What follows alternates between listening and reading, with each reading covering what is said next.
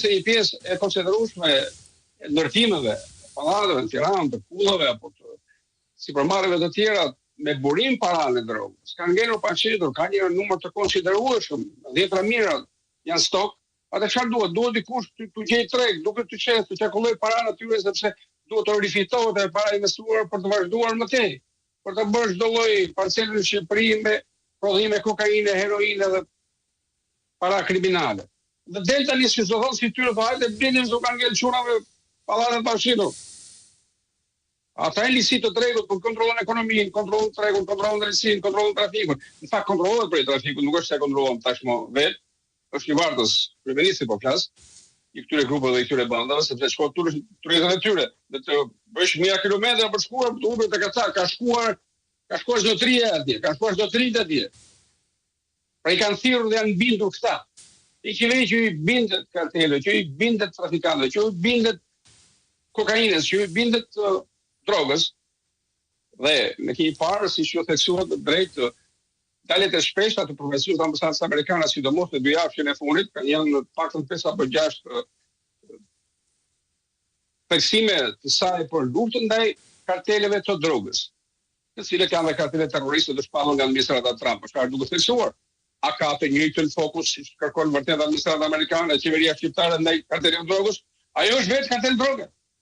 Ne kemi qeverinë kartel droge. Atëherë duhet luftuar kartel droge. Nga kush? E ngarkuar me punë theksoj që do ta luftojmë bashkë, ne dhe ju.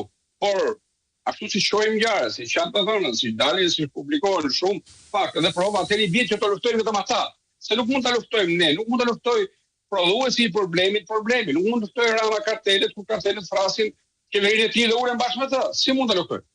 Kë bind me këtë argument, por ndërkohë ku ashtuqare janë dokumenta tashmë të partnerëve të janë 6 shtete të përfshirë në hetimin e kësaj historie të Arubas, e këtij fluturimi me çarta nga Tirana drejt ishullit të dëndur me njerëz të kërkuar, është Shtetet Bashkuara, sepse një nga të kërkuar të pashkrehu është në Shtetet Bashkuara rezident, por ka dhe një qeshtë në Itali, pra Italia, me Spanja, Hollanda, Belgjika, janë 3 shtete, edhe Italia. Përmendëm pra edhe Gjermania sepse ka dhe aktor të grupit të bordit të ulura të turist, janë edhe të shtetet kanë aktivitet. Është tjetër çështje që është shumë e lidhur ngushtë me këtë histori ku përmendet rruga, përmendet ustimet, përmendet ministrat, përmendet investimet dhe marrëveshjet e tyre. Është në Belgjikë një proces gjyqësor që tashmë në fazën e dytë të shqyrtimit penal, Black Eagle, pra shqiponja SDS, aty janë emrat e shumë për këtyre panderëve që përmendën në rrëfimin e gazetarët italianë apo në librin e tij, besoj.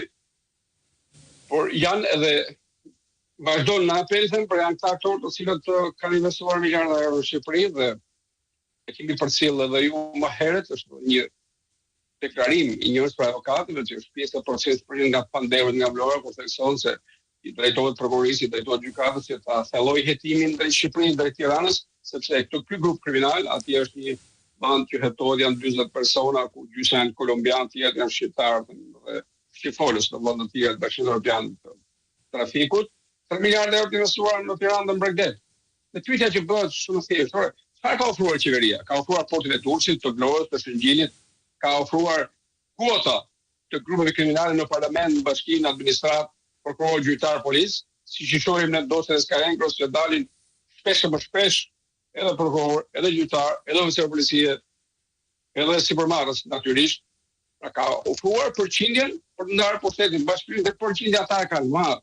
Ne shohim nga njëra legjislaturë në tjetër kemi gjithmonë më tepër profesionistë të mbështetur nga krimi organizuar, të mbështetur nga trafikantët, të mbështetur nga mafia, dhe ata tashmë kanë një grup parlamentar dhe kjo është ndarja e pushtetit që ta qeveritar kanë bërë bashkë me bordin e mafias. Ky është dakordësia mes tyre dhe ne shohim si do të dalin nga kjo gjendje e shpirtit, ku do ta luftojnë. Të organizatë të përbashkët, qeveri, mafia, ata kanë janë le të themi ministra të përbashkët. Ai që thret ministrat e tjerë, tani çdo ministër që largohet nga vendi, marrë çfarë ai ka dhënë. Natyrisht, e teorikisht do të njoftoj kryeministrin për agjendën që ka, për takimet që ka, ai kanë njoftuar këto ministra që kanë qenë pjesë të këtij takimi kryeministrit se ku janë duke shkuar, çfarë agjende ka, me kë janë duke takuar, çfarë do bie dy sjellë Shqipërisë me këto takime dhe me këto udhëtime, ata kanë pasur kryeministrin në vetë është pyetja. Tani Se mund të kenë shkuar edhe pa lejen e kryeministrit. Nëse ne i drejtohemi për të dhënë atë Timsin e ka sakatuar balla